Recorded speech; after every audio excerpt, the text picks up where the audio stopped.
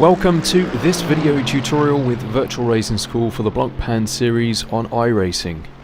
This week the series visits Homestead Miami Speedway in its road course B layout, where I'll be looking at a lap driven by Rens Broekman in the Mercedes AMG GT3, which is driven in default morning weather to match the official series. I'll play the lap in full for you first before then going into further analysis.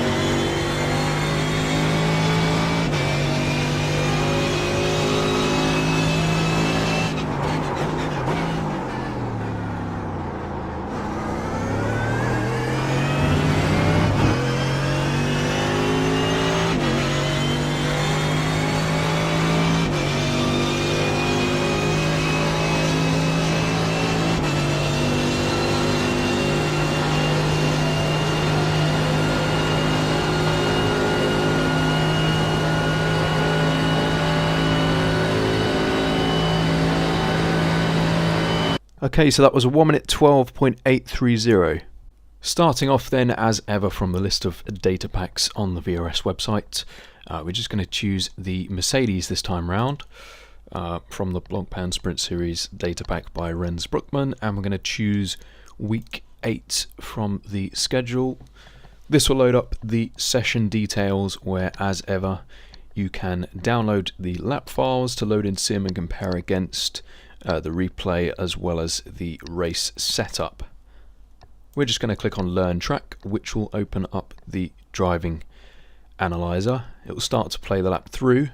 I'm just going to pause it, slow it to half speed and mute it. I'm also going to describe what you can see overlaid on top of the replay of Rens's lap.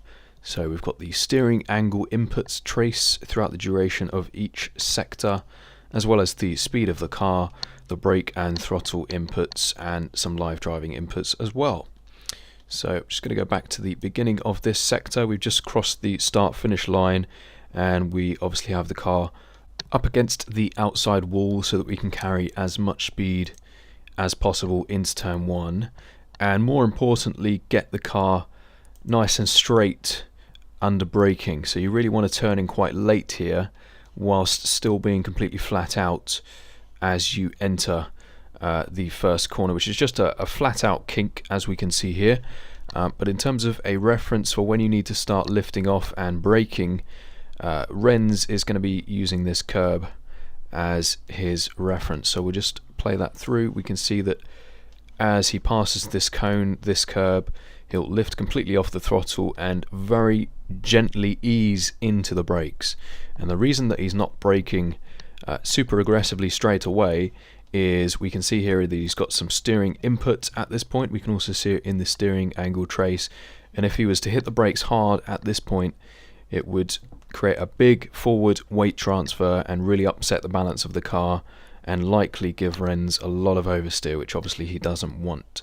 So he brings the speed down gradually, and then as he's able to straighten the steering, as the circuit straightens out again, he's able to ease into those brakes harder before then eventually reaching peak brake pressure just as the curb on the outside here for turn 2 starts.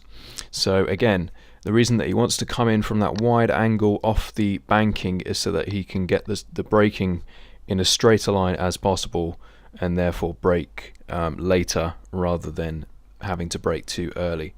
So play it through, get the speed slowed down. Really important that you slow the car down enough before then committing to the corner here.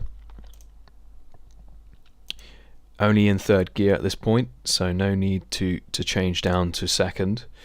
And we can see here that Rens has picked up the throttle nice and early as he's apexing, which is pretty much the optimal timing to do that. is let the car track out. Now bear in mind that you will probably reach the edge of the circuit after that curb on the outside ends, so it's very, very easy to drop a wheel onto the grass there. Let's just be aware of that. And then refrain from turning in too early into turn 3, which is actually a very slow, very tight corner, one of the slowest corners on the circuit. Don't brake too late. There isn't really a braking reference. We'll just go back. You want to be looking at the apex and braking when it feels good. It's not really a heavy braking zone, so when you actually brake initially isn't super important. Just make sure you get the car slowed down nice and carefully. It's a little bit off camber at the apex, and through the exit it drops downhill, so the car has very low grip through here. So you really just want to slow the speed down nice and gently. Don't be too aggressive on those brakes, because you want to start turning in whilst you're braking as well, as we can see.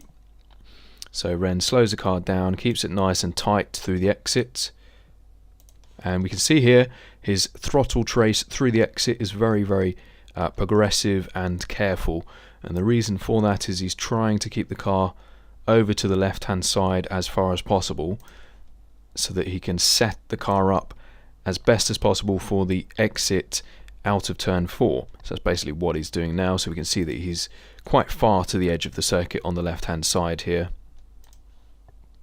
and again quite gentle on the brakes and very patient, as we'll see soon, on the throttle. So he waits until the car sets into the apex. Now there is decent grip at the apex, but the car tends to understeer here, especially if you pick up the throttle too early. So you want a really nice clean exit so you can carry as much speed as possible down the next straight in towards turn 6. And we can see that here from Rens. Waits for the car to hook up in the bottom of the hill before then picking up the throttle quite aggressively, gets the car straightened and opens the car out to the exit curb using all of the track there to have a nice clean exit and to carry good speed down towards turn 6. Now there's a little bit of a kink to the left, so just don't rush it. Try and just ease the car over to the left hand side and pick your braking point in towards turn 6. Now we can see here, if I switch to chase view and just go back slightly, that there's the 300 marker. That's going to be where Rens brakes for turn 6. We'll just slow it down, play it through. Quite a late turn in here, so he's actually got the car onto the entry curb on the outside and turns in pretty much as the curb finishes. Eases off the brakes gently as he turns in, and you can see here from the input traces that as he's turning in, he's easing off the brake pedal in a similar fashion, taking full advantage of the traction circle nicely. Nice and hooks up with a fairly late apex there, and nice and progressive on the throttle, opening the car up using all of the exit curb, and really again absolutely maximizing the exit as much as possible. This next right hand kink is completely flat out. This is turn 7. Just try and reduce the scrubbing and take the line of least resistance down there. I'll just skip it forwards a little bit. Now unfortunately into the slowest corner on the circuit, turn 8, there are no braking markers, but there is this lamp post which you can use as a reference if you need one. So we'll just play it through, and we'll see that Rens brakes a few car lengths before there. And you want to keep the car nice and straight on the brakes, the hardest braking zone on the whole circuit by far. Don't turn in too early, make sure you get the car slowed down enough. Ease off the brakes as you turn in, hook up with the apex. Rens does pick up a late apex again here so that he can really maximize his exit speed. He's on the throttle as he apexes. He's close to the inside curb but doesn't make contact with it. It will unsettle the car if you do so, and you want a really clean and tidy exit here. Opens the steering up, uses all of the exit curb if necessary, just avoiding running onto the grass of course, and then taking the line of least resistance onto the outer oval. Now obviously this is quite a short lap, and the oval part of the circuit is obviously completely flat out, easily in a GT3 car, so just bring the car up to the outside wall gradually before then moving back down towards the apron, hugging the white line all the way to minimize the distance. We'll just speed it up. We can expect to see lots of drafting here and close racing, and no need to bring the car out to the outside wall too early. You want to minimize the distance to the start-finish line to complete the lap. You can find all setups, replays and telemetry for your own use and analysis on virtualracingschool.com, where you can also book coaching, including group classes with the world champions from the likes of Guan Simsport. Good luck for this week, and feel free to post any questions or comments below. Thanks for watching.